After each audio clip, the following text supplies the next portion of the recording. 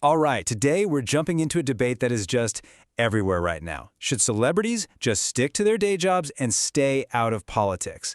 It's a question that's really firing people up and drawing some pretty deep lines in the sand, so let's get right into it. And really, this whole thing blew up thanks to one super direct quote from rock and roll legend Gene Simmons. I mean, he did not hold back, and his comment pretty much perfectly frames the whole conflict we're exploring. What is the right role for a famous person in our political world?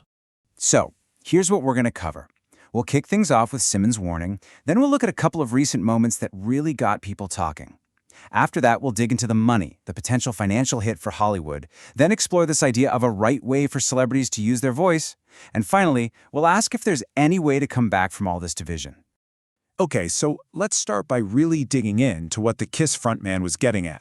What's the fundamental problem he's trying to point out here? So the whole idea here, really, is this feeling of a huge disconnect. The argument is that, because of all the wealth and the privileged lives they lead, a lot of celebrities just seem completely out of touch with what normal people go through every day. So when they start talking politics, it doesn't really feel like a discussion. It feels more like a lecture from somebody living in a totally different world. Now, this isn't just some abstract idea, right? Let's look at a couple of recent incidents that really put a spotlight on this tension and turned it from a theory into a real-world fight.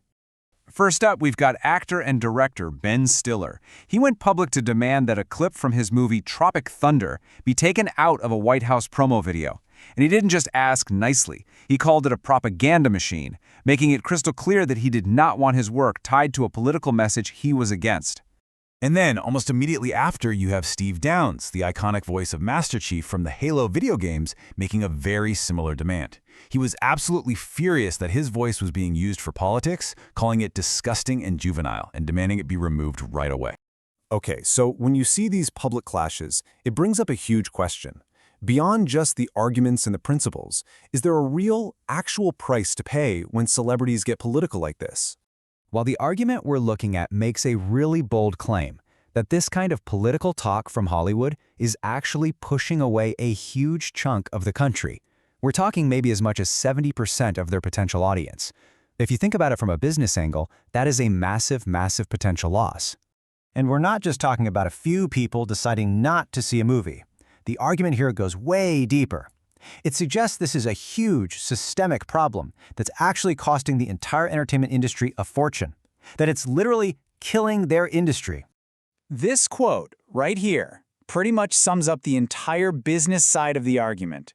It echoes that famous line people often say Michael Jordan said.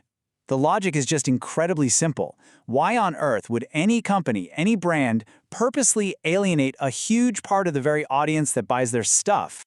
Okay, so if that's the problem, what's the fix? Well, what's interesting here is that the argument isn't for celebrities to just go completely silent. It's more about how they're speaking, the tone and the style of it all.